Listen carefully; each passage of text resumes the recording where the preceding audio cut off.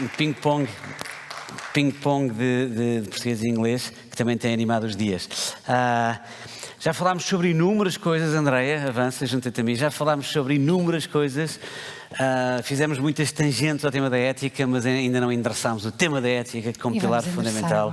E vamos agora atacá-lo de frente, como pilar fundamental, para que tudo isto possa existir, coexistir, ser, ter razão de ser.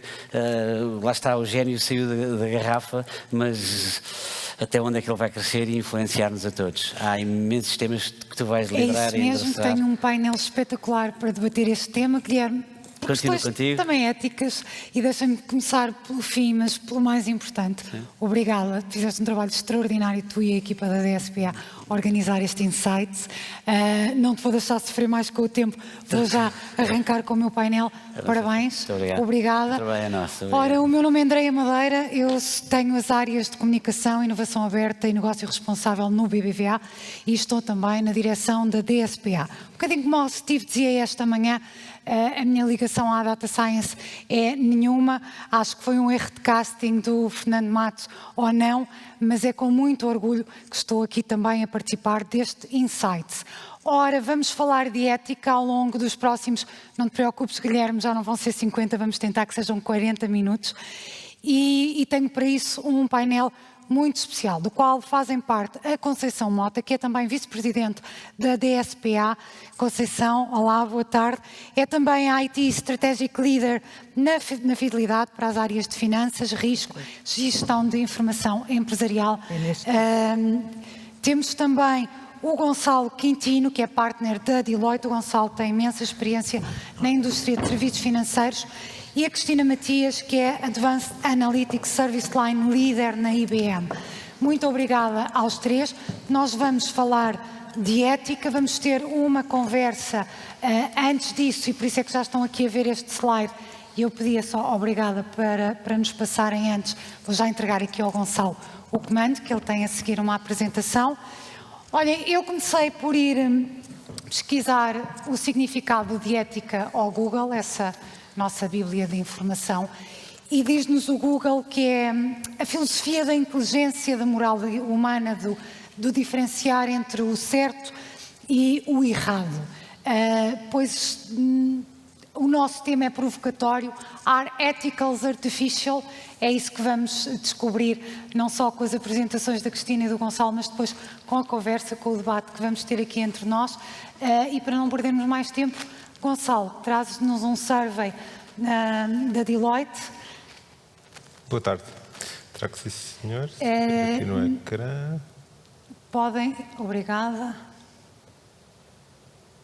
Perfeito. Ótimo. Então, boa tarde a todos. Muito obrigado pelo convite à DSPA. Antes de mais, é um prazer estar neste painel, que certamente será provocante. O título da minha apresentação também acaba por ser provocante, portanto, privacidade para venda. E já vamos ver que tem uma ligação clara com o tema da ética. A Deloitte, um pouco antecipando o que é que estes fenómenos significariam nos próximos anos, realizou um survey dedicado aos consumidores e, portanto, envolvendo pessoas que no dia-a-dia lidam com o facto de serem possuidores e titulares de dados e de terem um conjunto de entidades que lhes tentam obter essa informação, e foi uma tentativa multigeográfica de obter uma perspectiva de qual é a sensibilidade desses consumidores relativamente à maneira como se sentem ou não informados sobre os tratamentos de informação de que são alvos e, por outro lado, qual é a sua receptividade a manterem relações com entidades que percepcionam como sendo boas, custodiãs, serem éticas no tratamento que fazem dos dados, versus que reações é que teriam se esse tratamento não fosse assim tão transparente, tão ético. Na verdade, vamos usar muitas palavras: ética, transparência, confiança, conduta. Elas são todas diferentes, têm significados diferentes, mas na verdade caminham no sentido de uma lógica de bom cidadão, ou seja, entidades jurídicas, empresas a atuarem no mercado, entidades públicas também a atuarem no mercado, a atuarem na sociedade, e o que é que efetivamente é o seu comportamento, qual é que é o seu propósito. Há alguns takeaways importantes. Por um lado, que a lógica de haver legislação e regulação não é de base uma garantia que ela corresponda integralmente aos padrões culturais morais aos hábitos e costumes das várias populações. Portanto, até as tentativas de normalizar através da legislação determinados comportamentos podem sofrer e esbarrar em barreiras que são invisíveis.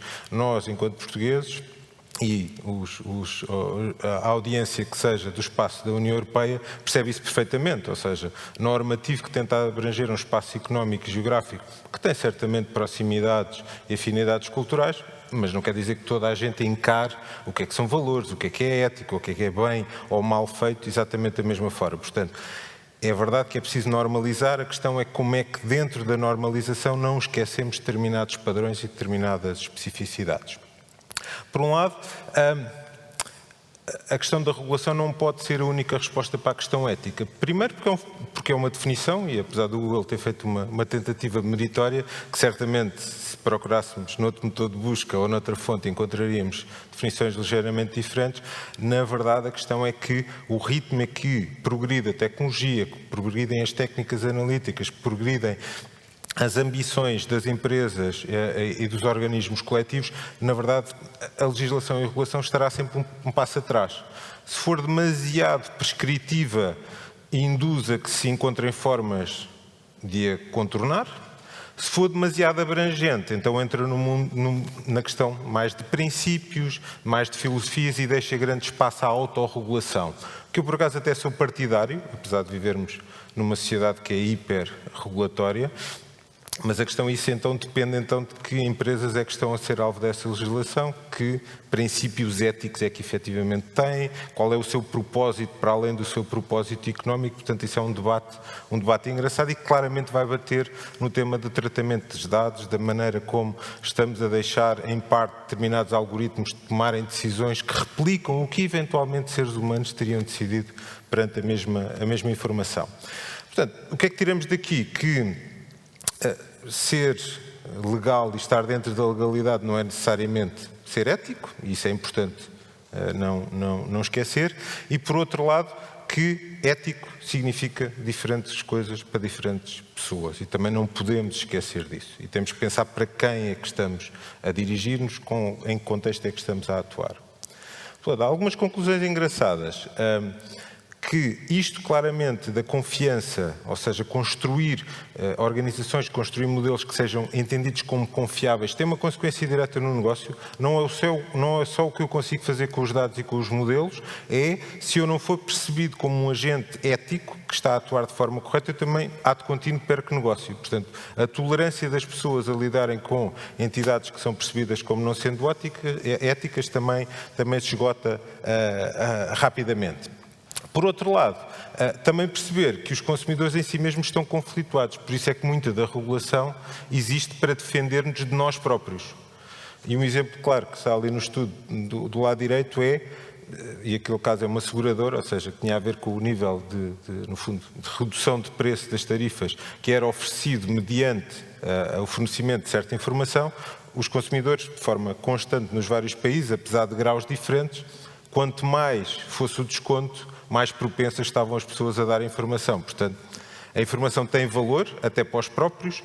A questão é se, efetivamente, as pessoas estão a fazer uma escolha informada. E essa questão da escolha informada, claramente está do lado da empresa. A empresa é que tem que, em primeira linha, saber se está a fazer o que é correto e a fazer termos de troca equilibrados. Porque, senão, para o consumidor, é o mais um pisco a dizer sim, aceito, dá-me lá a minha promoção ou dá-me lá o meu desconto.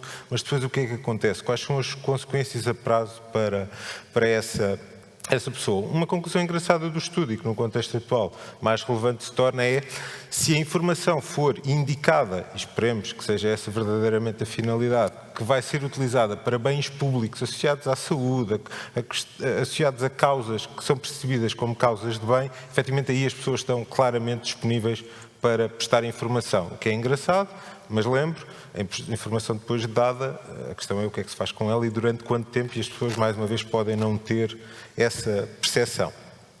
Finalmente, e também tentando contribuir aqui para a redução do tempo da ação, há ali uma frase inicial no topo do slide que eu acho muito engraçada, até por ter uma conotação com o Spider-Man, que é "With big data comes big responsibility". E é um facto, ou seja, isto muito do que tem sido esta conferência tem sido à volta de meios e o que é que as coisas maravilhosas, o que eu posso fazer com eles. Ok, desde que elas sejam éticas, sejam feitas num propósito maior que não seja iminentemente apenas a maximização da rentabilidade. Caso contrário, em muitos casos estamos até a violar aquilo que é a missão e os princípios que as empresas comunicam aos seus clientes, mas que depois rapidamente esquecem quando nos deixamos levar pela beleza do que é técnico e daquilo que conseguimos fazer. E passando para o final do slide, a grande questão é: não basta eu entender e perguntar-me se eu consigo fazer uma coisa. Eu também tenho que equilibrar com: será que eu devo fazer essa coisa? Há aqui um equilíbrio, porque obviamente as barreiras da ciência movem-se à volta do será que eu consigo fazer? Sim, eu consigo, faço mais. A questão é quando isso afeta outros, quando isso afeta populações que eventualmente são mais vulneráveis, não têm tão bom entendimento das matérias, então será que eu devia fazer isso? Ou será que eu fazendo isso não devia fazer outras coisas para compensar, fazer algum offset dessas ações com prestação de informação, formando as pessoas, até porque não podemos esquecer que esta comunidade de pessoas que se reúne à volta deste tema tem uma vantagem de um add-on de conhecimento até dentro das próprias empresas sobre estas matérias, muitas vezes não é bem entendida. E às vezes vence pela força do desconhecimento que os outros têm sobre as suas próprias capacidades. Isso não é uma vitória verdadeira. Nós queremos desenvolver coisas que os outros entendam. Caso contrário, estamos a fazer batota e essa batota um dia vai nos custar ao negócio ou ao emprego. E, portanto, temos de ter cuidado com essa matéria. E eu terminaria por aqui. Okay. Obrigada, Gonçalo. Cristina, temos também, vais partilhar connosco um survey daquilo que foi a evolução da ética na inteligência artificial na IBM. Força, obrigada. Obrigada. Boa tarde a todos, obrigada pelo convite. Podia só aqui. Muito bem. Começando aqui pelo... Desculpem.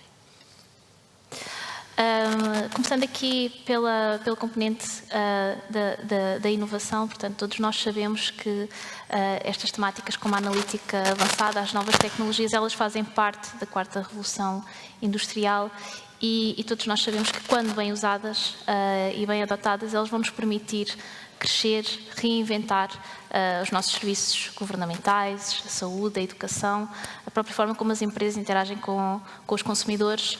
Mas também conhecemos o reverso da medalha, que é, se não for bem usado, pode quebrar a confiança, pode aumentar desigualdades e criar danos sociais e ambientais. E, portanto, estes temas associados à inteligência artificial, eles estão agora a ser debatidos já há algum tempo.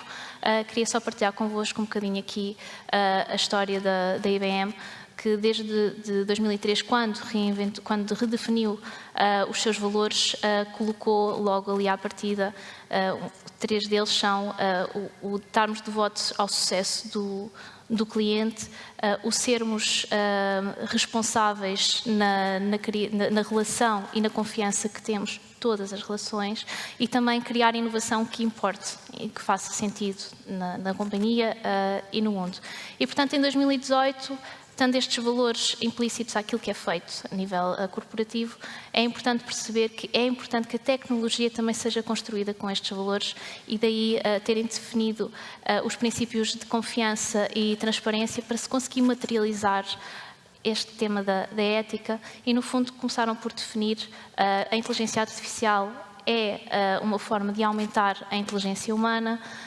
Os dados e o conhecimento pertencem ao seu criador e a nova tecnologia, incluindo a componente de inteligência artificial, deve ser transparente e explicável. E daí nascerem estes 5 valores que estão ali descritos: de explicabilidade, justiça, robustez, transparência e privacidade. Mostro-vos só um exemplo. De seguida podia-vos falar de várias coisas que já temos internamente adotadas, mas só para vos explicar, é importante materializar a ética, perceber como é que nós conseguimos dar resposta e controlar, e apenas trouxe aqui um exemplo, não quero alongar muito aqui, mas é o Watson Open Scale, que no fundo é uma forma de nós conseguirmos, com os modelos de algoritmos que estão implementados, compreender se existe bias conforme os inputs que o próprio humano dá à tecnologia, perceber se estamos a ter resultados que são credíveis e também explicar esta black box que muitas vezes estes modelos de analítica avançada são. E, portanto, já temos a inteligência artificial a ajudar-nos a explicar estes modelos. Também em 2018 foi realizado um questionário bastante abrangente, 1.250 executivos de 20 indústrias em 26 países de 6 continentes, onde se tentou perceber como é que a ética é percebida por eles e a importância que tem. Neste estudo, começou-se, entre várias coisas, começou-se por tentar perceber por grau de importância como é que se posicionavam os vértices de responsabilidade da ética. E, portanto, os primeiros 3 que logo ali apareceram estão relacionados com a responsabilidade dos dados, o alinhamento do valor e o accountability, a responsabilidade algorítmica. Esta primeira data responsibility, que é de maior peso, é também a preocupação geral dos consumidores e das pessoas, tem a ver com a forma de como é que usamos os dados, para que eles, como é que são guardados, quem é que é o owner deles, quem é que são os proprietários. O value alignment e a algoritmia, elas estão aqui muito a par porque elas também estão relacionadas. A primeira está relacionada com a capacidade que nós temos que dar na criação dos modelos, de garantir que eles estão a produzir aquilo que é expectável, que estão a produzir valores que são credíveis, que são robustos e que não estão enviesados.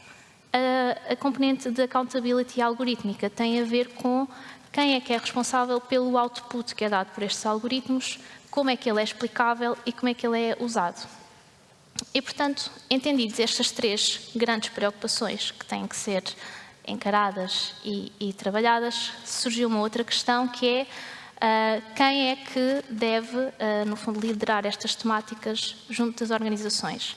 O estudo resultou numa série de métricas, apresento-vos aqui algumas, onde é possível ver aqui uma discrepância entre aquilo que é entendido pelas direções e os boards, onde temos 4 entre 5 diretores a dizer que os temas de ética na inteligência artificial devem ir ao nível do board, mas depois temos aqui um pouco menos de metade do board a achar que estes temas são temas tecnológicos e, portanto, são tratados a um nível de C-level com outras responsabilidades. E apontam também para indicarem que CTOs e CIOs são potencialmente as pessoas que devem mais endereçar estes temas de éticas e também por saberem que as empresas tecnológicas, ao desenvolverem estes modelos, já estão muito abertas a temas de ética, também esperam que sejam, estes executivos esperam que seja a própria tecnologia, as empresas tecnológicas, a darem aqui algumas diretrizes e ideias sobre a temática. Por fim, só para concluir, o estudo que sugere é que, de facto, já existe esta preocupação da ética, ela tem que ser cada vez mais fomentada ao nível de introduzir também a educação e esta preocupação, não só a nível corporativo, mas também na própria educação, nas universidades e na nossa sociedade, para que este tema seja falado e debatido, porque o futuro é por aqui e, portanto, nós temos é que criar relações de confiança. E, para concluir, partilho convosco uma frase do CEO, do Arvind, que é interessante, porque, na verdade, é isto. Daqui para a frente, nós vamos estar a competir pela confiança, pelos valores e pela responsabilidade que nós temos naquilo que fazemos no impacto da vida das outras pessoas. E era isto que eu queria partilhar convosco. Obrigada. Obrigada, Cristina. E acho que não podíamos estar todos mais de acordo. E obrigada, Deloitte e IBM, por estes 2 surveys que casam tão bem com as percepções do ponto de vista das pessoas e das organizações relativamente à ética. Agora vamos então à conversa, que de resto tem este painel é espetacular, não é por ser um painel, mas tivemos aqui uma intervenção ao início da tarde que falava justamente no gap de género, mas aqui estamos com sem gap nenhum, bem antes pelo contrário. Gonçalo, boa sorte para esta conversa. De resto, ética, também só por curiosidade, é substantivo feminino. Não sei se isto pode vir a influir alguma coisa nesta conversa. Vamos falar de temas que eu acho que nos são caros a todos. Vamos falar da ética no teletrabalho, da ética nas redes sociais, na ética na questão da privacidade. Mas antes vamos responder a esta pergunta que colocámos no programa. A ética é artificial? Conceição. Eu posso começar? Não, claro que a ética não é artificial, senão não teríamos grandes empresas a fazer estudos sobre o que é ética, e também não seria correto dizer que é artificial, uma vez que a ética é associada à ação humana, e obviamente a ética é a ação humana e são os valores do humano. Dizendo isto, não nos passaria pela cabeça perguntar-lhe assim, Andreia, qual é a sua ética? Quais são os seus princípios de ética? No entanto, nós fazemos isto perante a ética de inteligência artificial. Ora, passando agora para esse tema, se nós não nos questionamos a nós, significa que valorizamos aquilo que somos e aquilo que fazemos e com quem lidamos e a forma como lidamos. E sendo a inteligência artificial uma extensão de nós próprios, porque é isso que estamos todos a dizer, não queremos que sejamos substituídos por, mas que nos aumente a capacidade, então essa ética tem que ser ensinada às máquinas. Nós começamos com os nossos filhos a ensiná-los desde que eles nascem. Nós não dizemos, vais explorar a tua vidinha e um dia destes havemos ver como é que tu estás.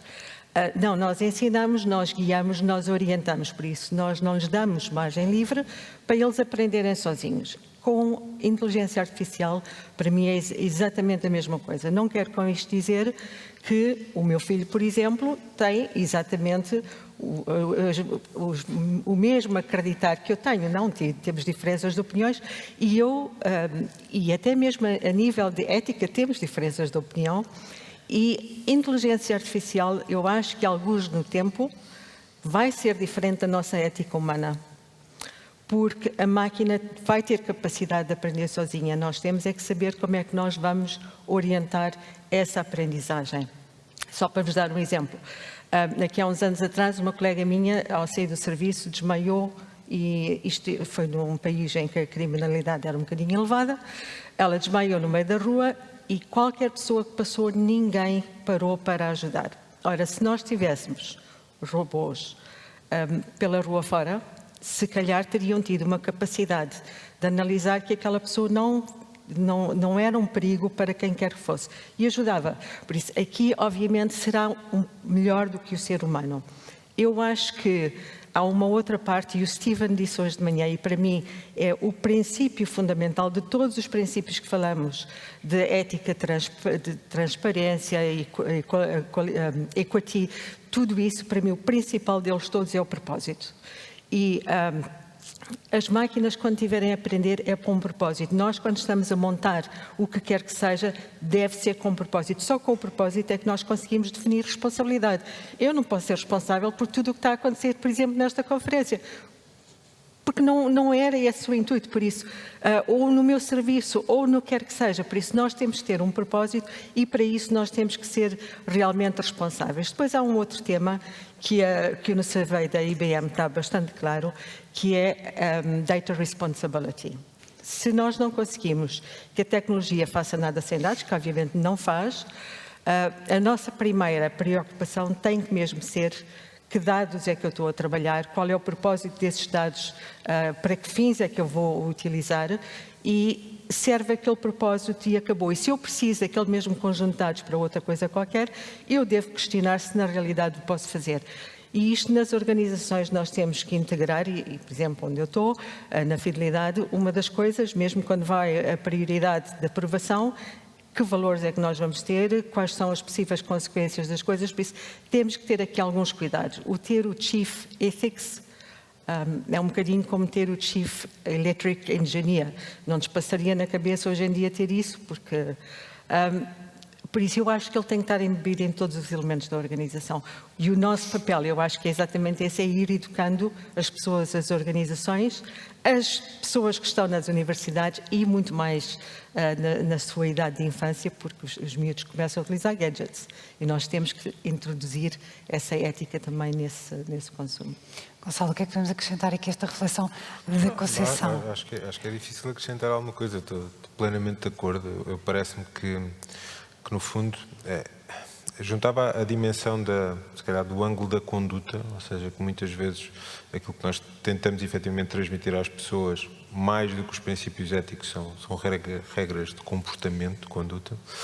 A mim tem uma preocupação para que efetivamente não se torne virtual ou artificial, que é: tem que haver uma condução entre aquilo que as pessoas imaginam e encaram como normal e standard naquilo que é a convivência física ou semifísica entre pessoas, e que não seja a máquina e o algoritmo a colocar uma barreira que de repente esquece de levar essa componente.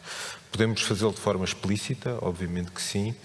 A questão é se as coisas estão equilibradas, porque o statement genericamente está feito, pelo menos nas grandes instituições e nas grandes empresas, os statements quanto à missão, quanto à conduta, quanto aos valores, etc., estão feitos, muitas vezes são testados, são reforçados. A questão é se eles são entendidos como equiparáveis e conjugáveis com os objetivos de negócio e com a concorrência e com o desafio inerente a construir algo de novo. E o embeber, para não ser artificial, tem que ser explícito, quer dizer, tem que ser deliberado. Obviamente a máquina e os algoritmos podem aprender, mas haverá sempre zonas cinzentas, até para os próprios humanos que estão a introduzir e a tentar criar o modelo, e portanto se há para os humanos, certamente haverá nos dados. E, Cristina, justamente para evitar estas zonas cinzentas é fundamental medir. Nós comentávamos isso, que é uma... A educação, a formação, é compreendermos aquilo que estamos a fazer e conseguir sermos responsáveis na forma como implementamos, porque a máquina é criada por nós. E, portanto, nós temos uma palavra a dizer e temos que ser responsáveis por essa palavra.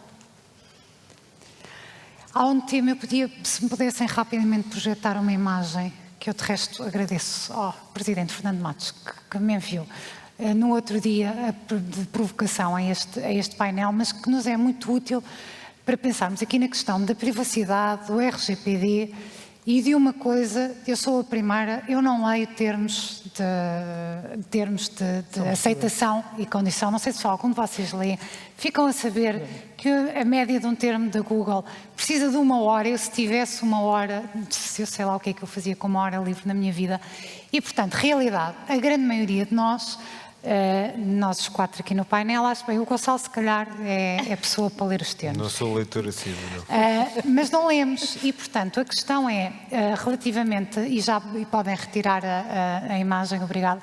A questão aqui para o nosso debate é, quando estamos aqui o Gonçalo falava nisso, ser legal não é ser ético, estamos todos de acordo. E quando estamos aqui no âmbito da questão da lei da proteção de dados, do GDPR, etc., a sensação que eu tenho é que estou a passar um cheque em branco, a dar o track da minha pegada digital completamente a qualquer bem ou a qualquer serviço que eu adquira, e também, meia culpa outra vez, assumo a minha cota-parte de responsabilidade, estou a fazer esse doorway, estou a abrir essa porta para permitir essa invasão, não é? Mas como é que em sede de ética, porque é uma questão de ética, e o Gonçalo referiu isso também no estudo, nós consumidores agradecemos a boa utilização dos nossos dados se isso servir para nos devolver utilidade, não é? Se percebermos que de facto... mas depois há aqui outra vez uma grande zona cinzenta.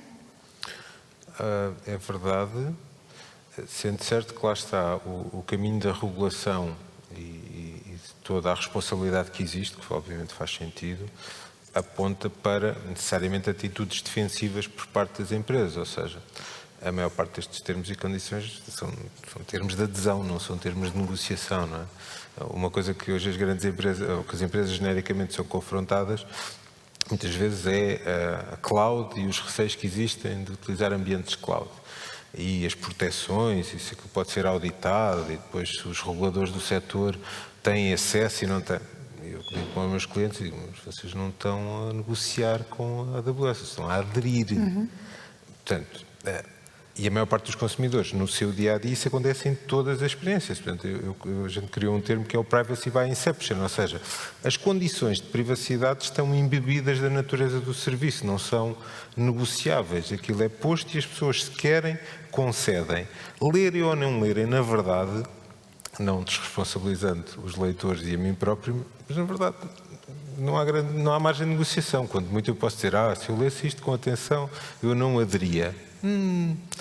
Não é bem isso, porque aquilo é um doce muito gostoso, as pessoas vão aderir mesmo porque querem aquilo. Portanto, eu acho que aqui não está tanto a ver com a clareza, os termos estão lá, se for para tribunal, muitas vezes a proteção que aquilo dá às empresas também depende um bocadinho do juiz e depende da maneira como as coisas são litigadas.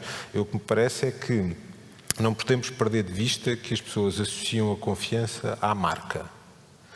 E as pessoas podem não nos apanhar pela letra dos termos e condições, mas se percepcionarem, e muita gente percepcionar, e muita gente publicitar que desconfia daquela marca, foi maltratado naquela relação, as consequências vão vir. Podem não ser individualizadas para aquela pessoa e para aquele pisco que lá foi dado, mas as consequências vão vir mais tarde ou mais cedo. E, portanto, eu acho que as empresas se apercebem disso, eu acho que não podemos destacar este tema, todos os temas da ESG, particularmente naquilo que tem a ver com a responsabilidade social e de governação. Isto está profundamente ligado e, ao reequilibrar-se os termos entre capitalismo mais puro, movido pelo lucro, para um sentido de propósito, como a Conceição referia, isto tem que despassar para o tema dos dados e para a responsabilidade com que eu utilizo. Porque senão estou a ser hipócrita, ou seja, estou a tentar dizer que quero fazer umas coisas, mas já agora, como tenho estes dados e eles me dão jeito para muita coisa, eu vou utilizá-los como se não fossem nada. E os dados têm valor. E não podemos esquecer outra coisa que é importante nesta dinâmica toda económica, é as organizações são eminentemente instáveis. Compram, vendem, e os dados andam atrás delas, por onde elas são integradas, são separadas, mudam de donos. E a responsabilidade à volta disso, isso é uma camada, uma complexidade, transacionalidade de dados invisível, que vai muito para além dos termos e condições. Estes termos e condições não prevêem verdadeiramente essa realidade. Isso acho que tem que ser uma preocupação. E aquilo que os termos e condições, Cristina, também não asseguram, e a Cristina terminava há bocadinho a apresentação, e eu coincido, a confiança é o ativo na vida e nos negócios mais importantes de que dispomos. Como é que trazemos a ética ao serviço justamente desta geração de confiança para evitar estes perigos todos, estas red flags que já fomos aqui identificando relativamente a às zonas cinzentas que existem em toda esta temática? Sim, eu acho que é muito isso, é criar a confiança e garantir que ela é fomentada em tudo aquilo que nós fazemos, porque vamos estar a competir na confiança e nos valores, e a verdade é que acesso a estas tecnologias, ela é benéfica para todos nós e vai-nos permitir crescer e evoluir. A forma como temos de garantir a ética, não é? É pensar nela e perceber o bom que temos que produzir e que temos que fazer, e incorporar isto nos naquilo que nós criamos, no fundo dar a visibilidade, conseguir explicar, dar este acesso, proteger. Há que regulamentar, mas há que também garantir que as coisas são feitas da forma correta e de forma continuada. E, portanto, eu acho que aqui a palavra de ordem é a confiança, e é a responsabilização que as empresas têm que ter num papel aqui. Em contrapartida, nós, enquanto consumidores, também temos que ser responsáveis, às vezes na disseminação das coisas que partilhamos, das aplicações, e até de ver, ok, posso até não ter lido os termos todos, mas reconheço na marca o valor e a credibilidade para lhe dar acesso a esta informação, que é valiosa, em prol de um benefício que também é benéfico para mim. Por falar em confiança, Conceição, a pandemia trouxe uma massificação de teletrabalho. Temos ouvido por parte das organizações algum receio relativamente, não há o controle que havia sobre o trabalho presencial, e há até a quem suspeite, e é mais uma provocação, que de repente podemos deixar de passar de um Big Brother is watching you para o Big Boss is watching you, com uma necessidade que as organizações possam ter de controlar os seus colaboradores nesta nova realidade de teletrabalho e agora de trabalho, no fundo, de híbrido. Vamos lá ver, se as organizações quiserem fazer isso, têm todos os meios para os fazer. Aqui a grande diferença é que as pessoas que trabalham nessas empresas saibam que isso está a ser feito da mesma forma, como se eu quiser pôr gadgets em casa e tiver empregada doméstica, também lhe devo informar que tenho aquilo em casa para ela saber, embora me ajude a saber a que horas ela entra ou que sai. Mas eu acho que esse não é o tema, porque as empresas, para sobreviverem, eu acho que teriam que ter começado um caminho, e aliás está sempre a tempo e podem começar, mas ter-se começado a fazer um caminho um bocadinho diferente de largar a microgestão, primeiro ponto, porque essa necessidade não existe se houver autonomia que é dada às pessoas, responsabilidade que é dada às pessoas e confiança, porque é que até à pandemia havia tão pouco trabalho remoto. Muitas vezes tem a ver com a falta de confiança que as empresas têm que os seus trabalhadores iam na realidade trabalhar. Eu sou do IT, por isso sou um bocadinho suspeita nisto, porque nós trabalhamos muitas vezes remotamente e nunca tivemos esse problema. E para dar um exemplo, quando começou o confinamento, eu tinha entre mãos um projeto muito grande para lançar na companhia, que tinha a ver com toda a nossa plataforma de pagamentos e recebimentos. Aliás, uma das equipas que nos tem apoiado até está associada à IBM, e essa equipa, uma semana antes de nós entrarmos em confinamento, foram todos para casa doentes. Toda a gente dizia que era gripe, que era uma gripe muito grande, porque estavam com imensas dores no corpo, e eu disse, não senhora, vai toda a gente para casa. Passado 3 semanas, eles continuavam com as imensas dores no corpo. E eu que lhes dizia, tínhamos aquele projeto para entrar em produção, tínhamos 2 meses para o projeto entrar em produção, e o que eu lhes dizia era, olha, vocês façam aquilo que o vosso corpo vos deixar fazer. Porque eles também não queriam estar todo o tempo na cama, porque depois acabava por doer mais o corpo pelo facto de estarem na cama. O que é certo é que eles apanharam Covid, porque depois, passado 3 semanas, apanharam Covid, e, por exemplo, a minha empresa, a Fidelidade, uma das coisas que fez foi a casa de todas as pessoas para fazer testes, ok? E às famílias para garantir que estava toda a gente em condições. Isto deu uma energia ainda maior às pessoas. Por isso, o que é que eu quero dizer com esta história?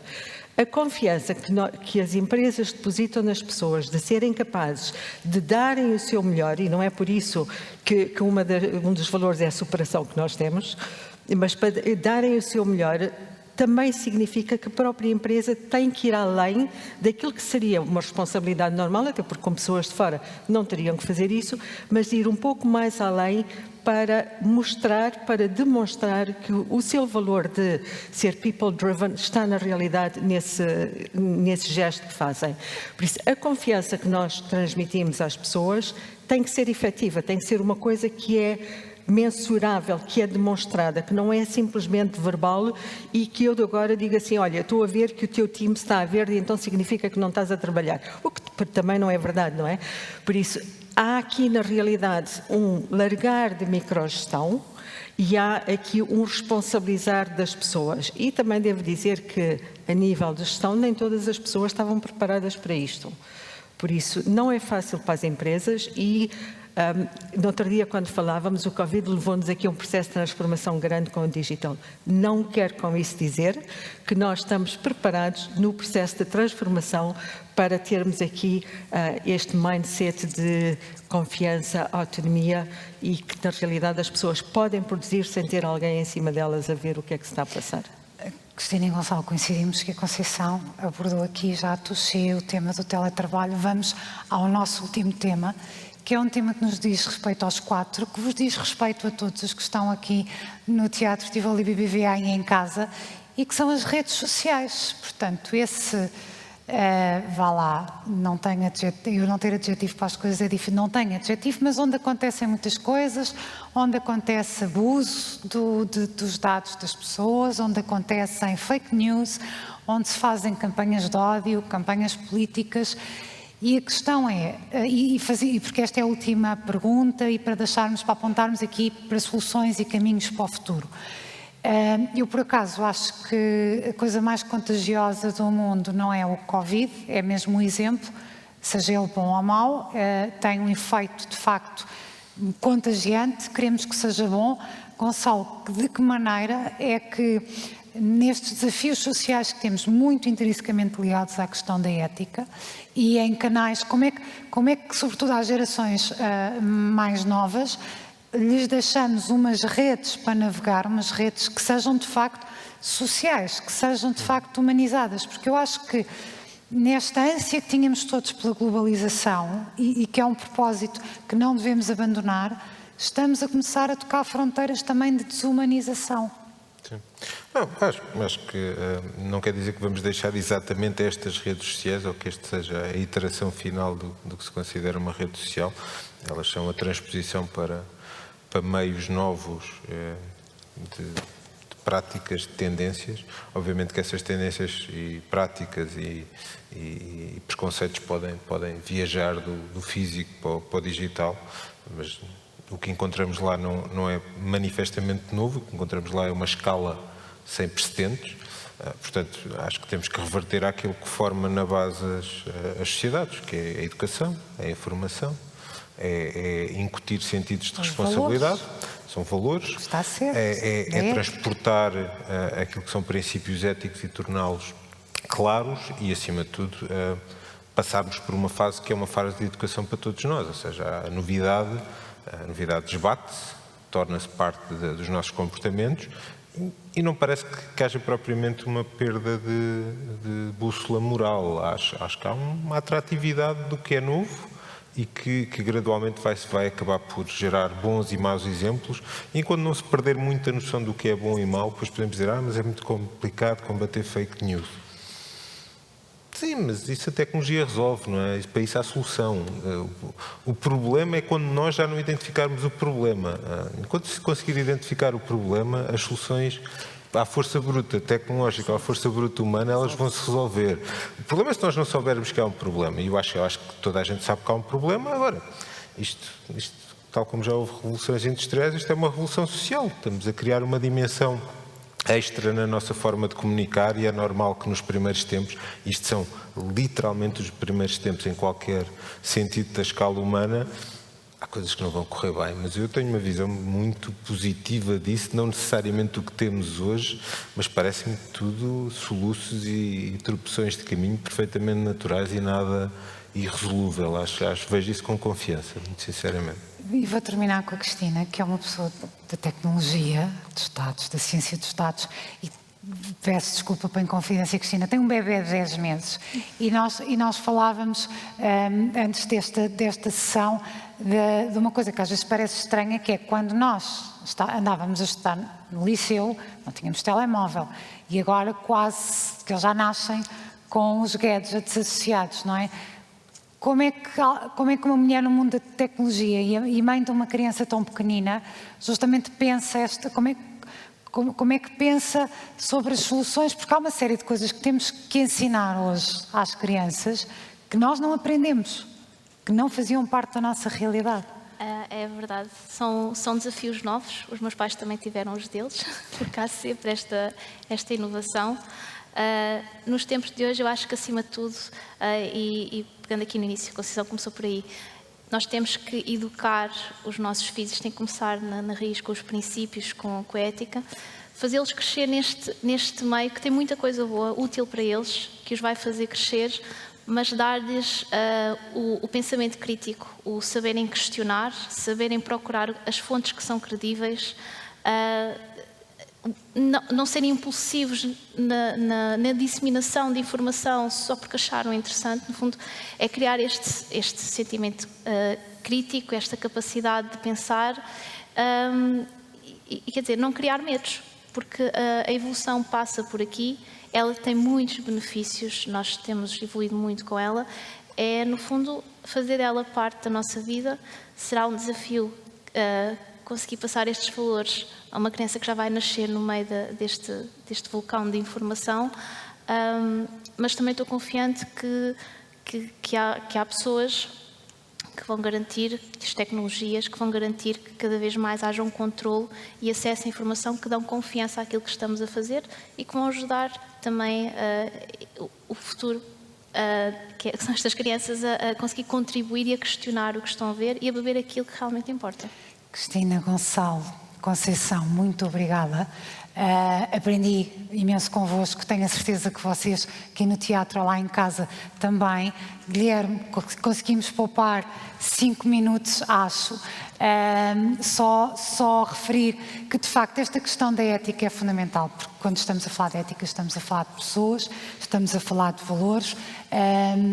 De resto, ontem, Guilherme, partilhavas aqui, para quem ainda não soubesse, que a DSPA tem um código de ética e conduta, de resto, iniciativa de que eu saúdo muito, e na vida, na ética, o importante é fazer com que o sentido comum seja, de facto, o mais comum dos sentidos. Muito obrigada pela vossa participação e pelo vosso tempo, e Guilherme, devolvemos-te o palco. Obrigada. Andréia Conceição, Cristina Gonçalo, muitíssimo obrigado.